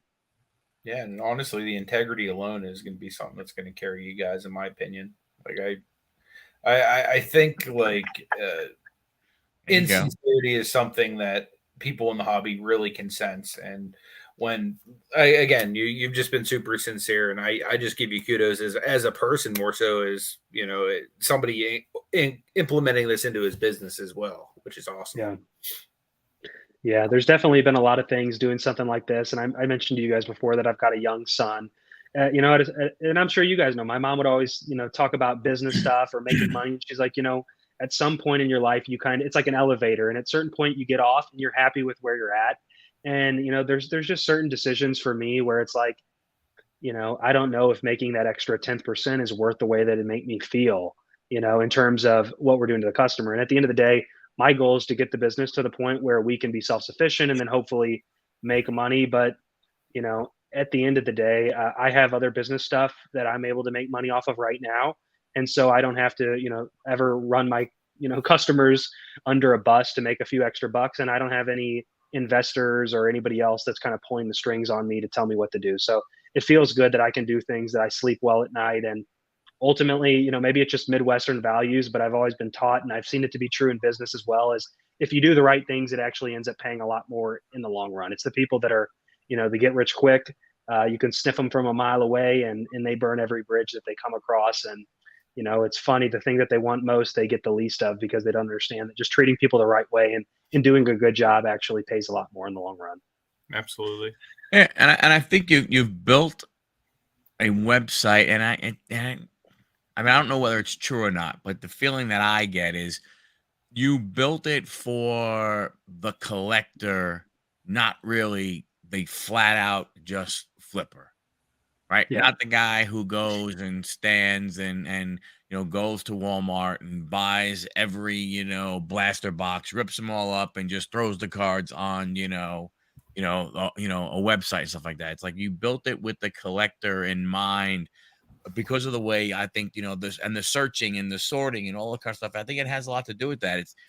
It's more for someone who, who is trying to, it to me is more of a collector, not, and whether it be a collector of a player or a collector of a set. I just think the way it's built and everything, it just gives me that feel when I go there, that it's more collector oriented, where when you think of the other sites, they are more, I hate to say flipper, but you know what I mean, reseller, Yeah. the reseller type, thing. Yeah, In no, my opinion. no, that makes a lot of sense. And like you said, I have a store where we sell cards, and our objective is to make money and keep the door open, and keep our employees well fed. So there's no harm or foul. I mean, maybe the people that are taking all the stuff from Walmart and Target, that can be frustrating. But just people that are flipping cards, I think there's a place in the hobby for it. My worry though is that this collector, what got you guys into it from our conversations before I got on here, what got me into it, going to the gas station with my dad as a kid, for doing well. My worry is that some of the trends in the hobby, whether it be around breaking, whether it be around, people buying every single blaster at the store, whether it be every video being about a 10,000, $100,000 million card, I get worried that like the next generation is not going to be in the hobby because it's not accessible. And so that's where I hope that, what you guys are doing on this channel, what we're trying to do at our company, shows that there's a lot of people, like I say, it's kind of the silent majority of the industry that just loves cards. Doesn't matter if it's 25 cents, $25. They get their Friday paycheck, like somebody had mentioned in the comments, and they go and buy cards that, tie them to players that they love, tie them to a time in their life that they enjoyed collecting cards growing up, like myself. And that's kind of what we hope to be. I mean, there's other places for other people, but we just didn't really see anybody filling this vacuum, and so we thought we might be able to throw our hat into the ring and see what we could do. Yeah. No, I mean, it's like, it's funny when you mention that about the young generation. And Anthony and I have had this conversation, and just two of us, we've had it with other people. It's amazing when you go to card shows and you see these 10, 11, 12-year olds carrying Zion cases, that Yeah, are loaded with PSA 10s, or BGS, all these high, and they're player X, rookie, the Kevin Durant rookie, or the Julio Rodriguez, or whoever it is, and they're like, yeah, oh, yeah, I'll trade, but this one's like 1,400, this one's 1,800. It's like, oh my goodness gracious, and you yeah, wonder, to them, is it a hobby yeah, or is yeah, it a business? yeah. And I I definitely see that too. I think everybody does. I mean, I try to be a little optimistic about it because there's probably a lot of those kids that may come into the industry that way, but they may stay for something else. And that would be the goal. But yeah, I mean, I get worried. I mean, I think about the breaks and stuff, and it's like, for me, the cards that I remember opening as a kid, it's like those. I opened a lot of Upper Deck Power Up. That's my favorite set from 2004. But it's like I get the cards in, and they still smell like they did when I used to open them almost 20 years ago as a kid, and it brings me back to a time in my life. And a lot of these kids that are just gambling on some of these sites on breaks and stuff like that, they're not going to have the same relationship with cards where they remember opening a pack with their dad. They remember, it's no different than buying a skin on Fortnite or Minecraft or doing, it's just like a gambling kind of thing. And, my hope is to put cards in people's hands. And that's why, I like what Fanatics did with like the 2023 Topps Big League set. It was an accessible price point. It was about $2.50 a pack. They had some great colorful designs. It was everywhere. I think that's what the hobby needs. We need to make it accessible for kids to come in, or we can look at it like a lot of other industries like coins and stamps where it just wasn't accessible for the next generation and you start to see it fall off. And that'd be the last thing I'd want because it's brought a lot of joy into my life. Yeah. Very true, very true. Yeah, I mean, it's an experience that, it's funny, it's one of those things where it is very personal, like you said, when you remember, when you opened up and you hit that, when you got that card and you're like, oh my gosh, or anything. But like I always say, I started collecting in 1976, Yeah. and value of cards didn't mean anything to me and my friends. It didn't make a difference. Like when we opened up packs of cards, we knew, I mean, we knew our collections like the back of our hand. There Yep. was no, and you would open up a pack and you would hear, two things: got them or need them. Yeah. And when the ones that you needed, you put them in a pile. And then you went to your friend and you said, "Hey, I got all these. Do you need them?" And they'd look through Yep. and they'd be like, "I need these 3. Cool. All right. Hey, do you need any of the oh, I need these 4. All right. You take those 4, you take those 3, just give me the olives back." I mean, that's all it was. Yeah. It didn't make a difference that it was like, "Whoa, whoa, whoa, hold on a second. This card is worth $8. You're Yeah. giving This me one's t you're 750. giving me 2 cards that are worth $3. No, that's not an unfair trade." No, it wasn't about that. It was, "I need these, you need those. Thank you very much. Have a nice day." We build our set. Yeah. It's amazing how it is, changing along those lines. Yeah. Yeah. And I think it's important. I think the biggest thing, hopefully, our site shows is that there's a place in the hobby for everybody.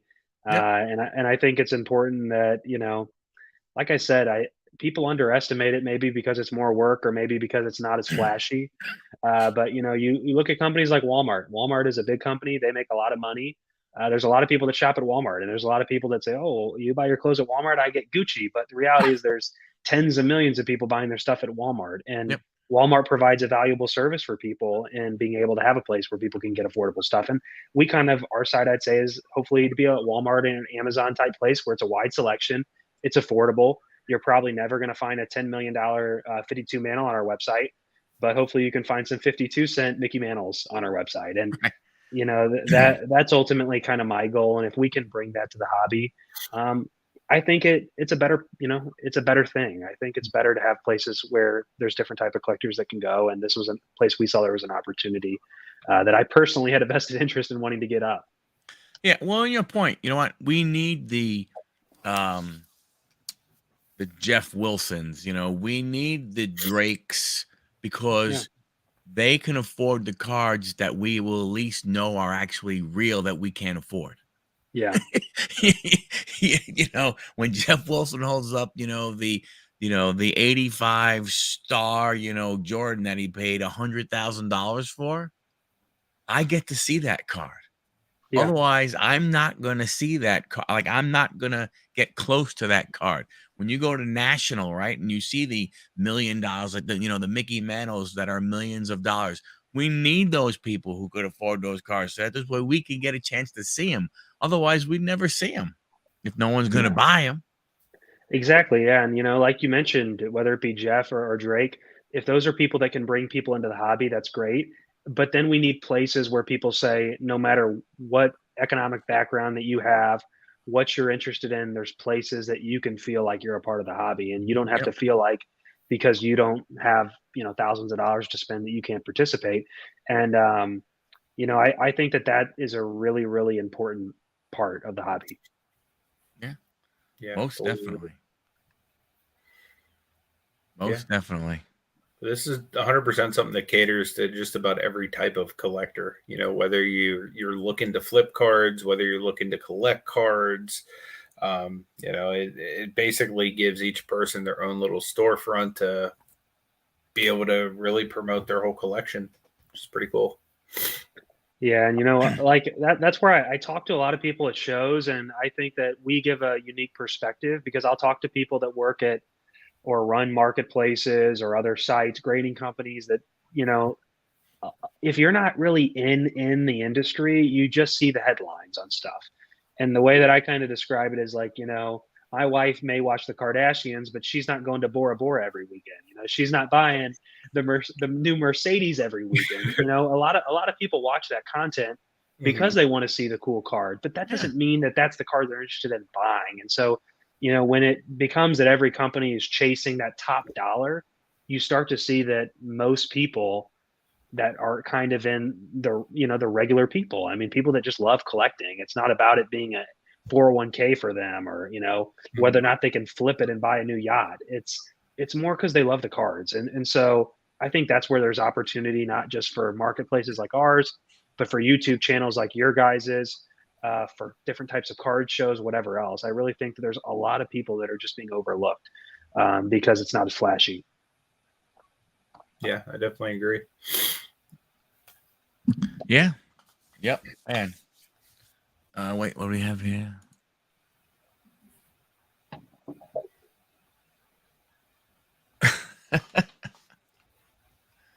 Is that referring to us as a seller? Hope they don't advertise as a seller, but it's better for sellers. So I'll pick up my buy tomorrow, come home, and get set up and see how it flows.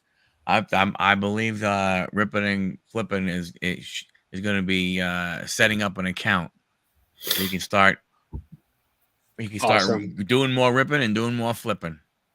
Awesome. We're glad to hear that. And yeah, we just to clarify, I have some personal cards that I list, not a ton, but yeah, we're not selling or competing with any of the sellers on the marketplace, and we do a lot of stuff. So we've got Instagram with a little over 24,000 followers. Our Twitter's almost 6,000. I think our Facebook's 3,500. We got a TikTok with about 1,000. So we do a lot of social media stuff. And once again, kind of people find us through word of mouth. So feel free to tweet at us, share things you've picked up, or feedback of the site. We're pretty responsive, and we've seen that as a good way to continue to get the word out, to build the site up. Yeah. Yeah. So I don't know what more to ask. I mean, you have been, open book, honest, available. I mean, letting, guiding us through the site, showing us how easy it is and everything. Very, very helpful. A great website. Can't wait to get, more cards on there and stuff. And, no, hold on a second. Yeah, we're not doing that. So there's no prioritization of any of the sellers. All of the listings are ranked based on what the lowest item price plus lowest shipping cost is on the site. I think that's the most fair way to do it.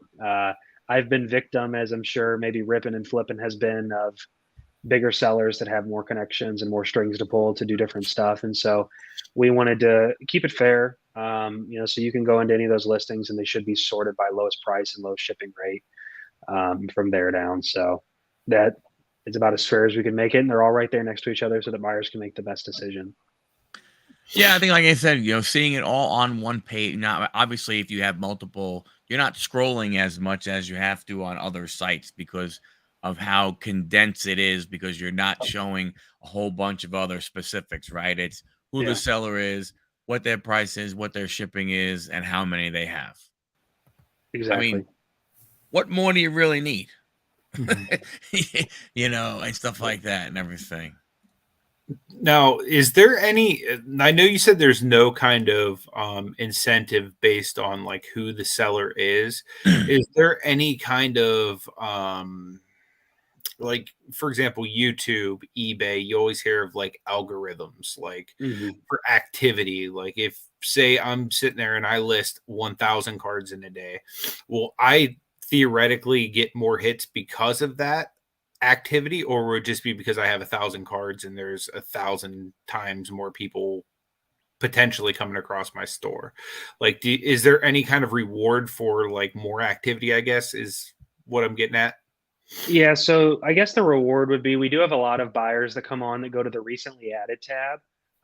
They may get on every day and look for, Pete Alonso to see recently added Pete Alonso. So if you're posting a lot, obviously, the wider you cast your net, the more fish you may catch. But there's nothing kind of behind the scenes where, kind of going to Rippin's question where we are saying, Anthony post more, so we're going to make sure to shove his listings up on the results. The only way it gets quote unquote pushed on the results would be based on the sorting, which recently added, if you're adding a lot, you'll keep showing up. But yeah, we're not doing anything to like prioritize anybody beyond that. And we also do have the ability, I don't know if you guys saw it, but on the filter bar at the bottom, you can go search by sellers also. So, we get a lot of guys on Twitter that do stack sales. And then they'll go through, and if they don't sell something in the stack sale, they'll list it on our website, and then they'll link to the site and say, hey, there's no fees here. It's cheaper than them doing their own Shopify store or putting it on eBay or anywhere else. So they'll basically just say anything that doesn't sell in the stack, they'll throw on BSC. They'll tell people, hey, here's the link to my BSC store, and you can basically filter to only see their listings. So it's really convenient for that. So yeah, but there's no agreements that we have behind the scenes. You see, you couldn't ask me, does anybody get discounted rates, because we're not charging anybody either. So it's completely fair across the board. We really do try to make it as easy as possible. And like I said, I've been in different roles where I'm a small seller, I have my own store, and I don't know, playing favorites doesn't always sit right with me. That's what it is. Cards at a price. Yep. And I think, you will. I mean, just like with most things, you have in your store, your brick and mortar store, you have people in your area who they come back because of, your selection, what you offer, and so on and so forth. You're probably going to have the same thing here.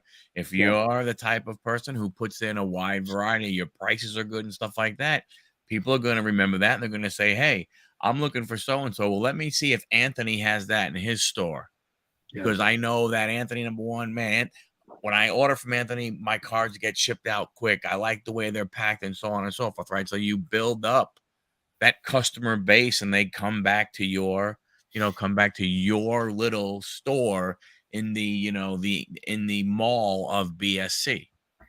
Yeah, exactly. I mean, that's one of the biggest things, when people get on the website, that they may not list a ton of cards initially, whatever else. They ask kind of what the feedback, how they can best get set up, wide selection, good prices, trying to utilize some of the cheaper shipping options is great. Sometimes we'll see people just do a blanket $5, which if you don't have a lot of cards, it makes it hard to make it worth it to buy from you.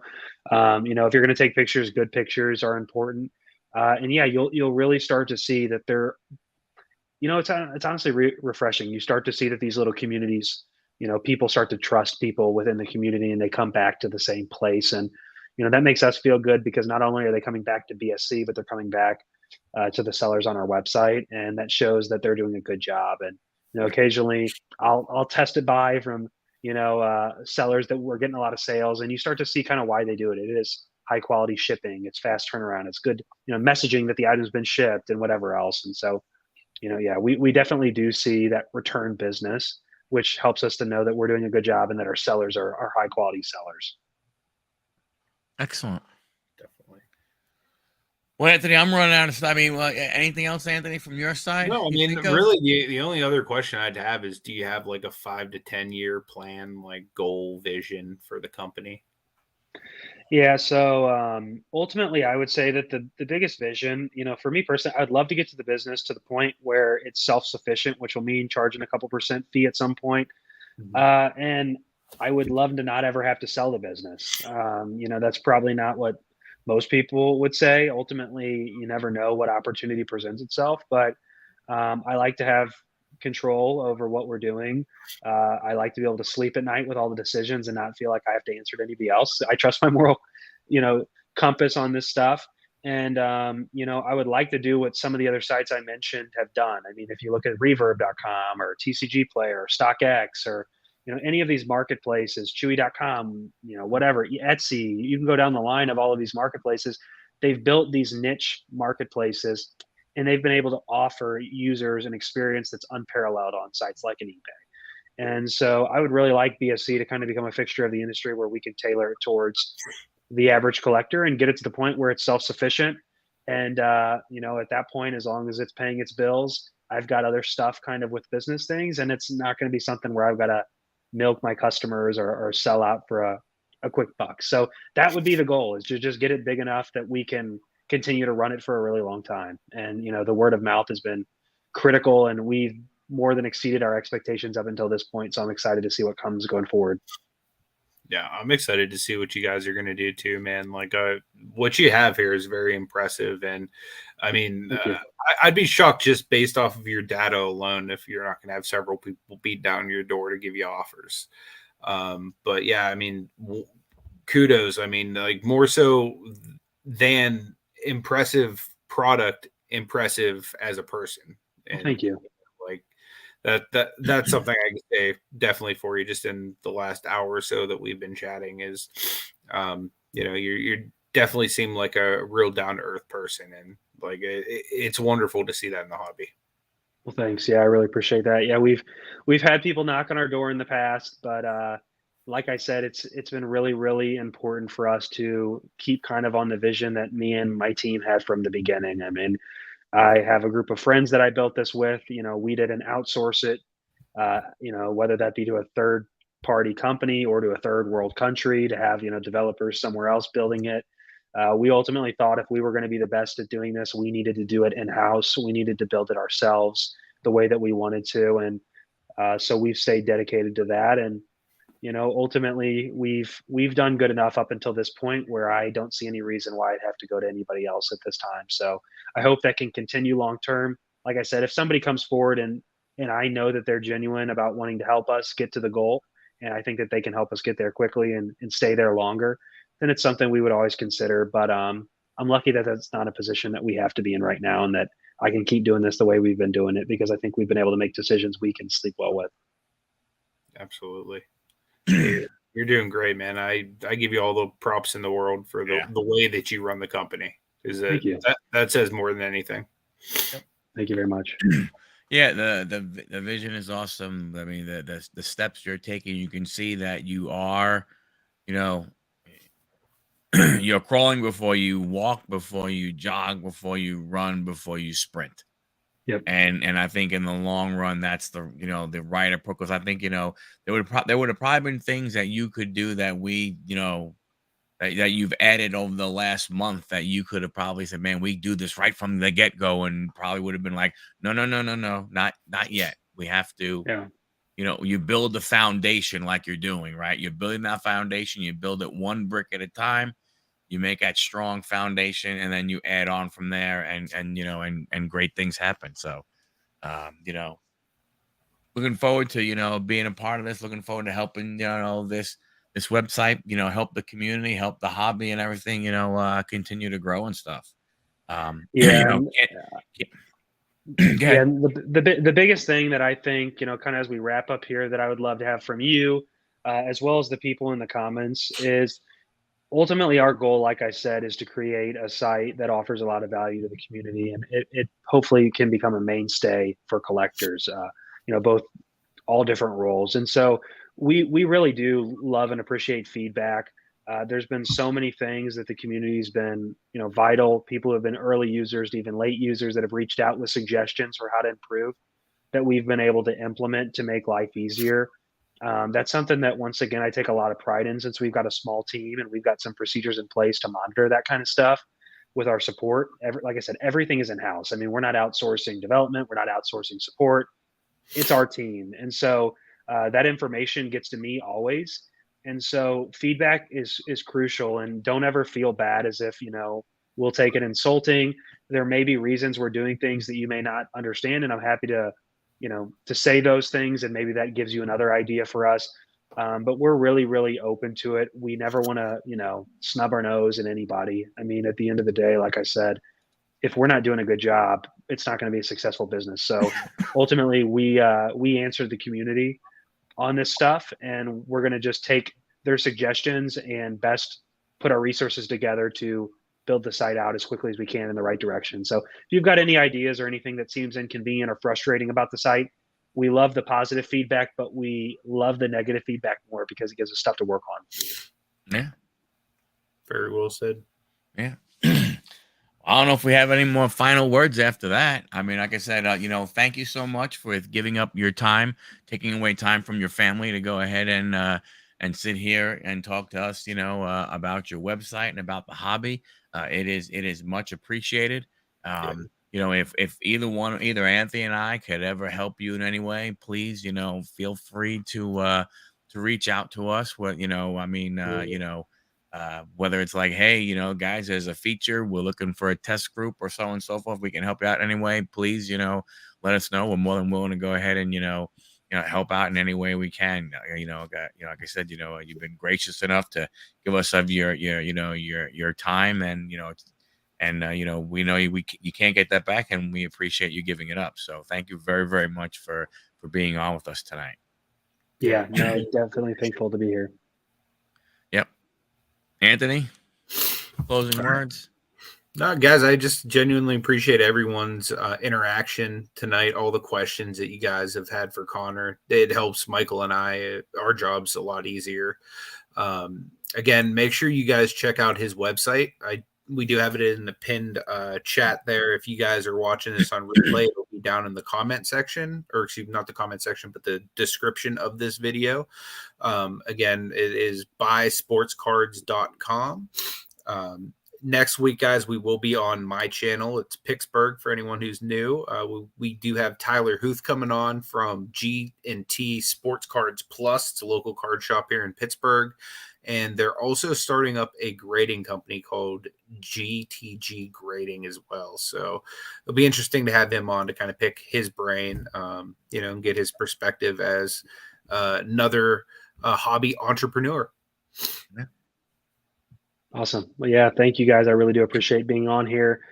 Definitely look forward, hopefully, to being on again sometime in the future. And like I said, open door policy for me. If you guys have any questions or need anything or any suggestions, the only thing I would ask from everybody is if you enjoy the site, keep spreading the word. That's ultimately been the biggest thing for us, and it's going to be the biggest thing going forward. If we do a good job, just please tell somebody about it. Yep. Again, thank you everybody in the chat. Thanks for the great questions. Thanks for all the support. Thanks everybody, watching live, or on videotape. But appreciate each and everybody. Have yourselves a great night. Don't forget, come back, go visit the site, check it out over the next few days. Get them cards listed, and it's awesome. You know what? Real quick before you go off, let's do it. Let's do a giveaway for next week. Whoever lists the most cards and comes back to my channel and says, "Hey, I've listed X amount," by our next stream, I'll give away a slab next week. And I'll let you guys pick. I'll have a couple different sports available, but whoever lists the most cards to buysportscards.com this week and tells us about it next week, I'll give away a slab. There you go. Awesome. We appreciate that. Thank you. All right. Thanks a lot, everybody. See everybody next week. Have yourselves a great week. Have yourself a great weekend. Catch you later.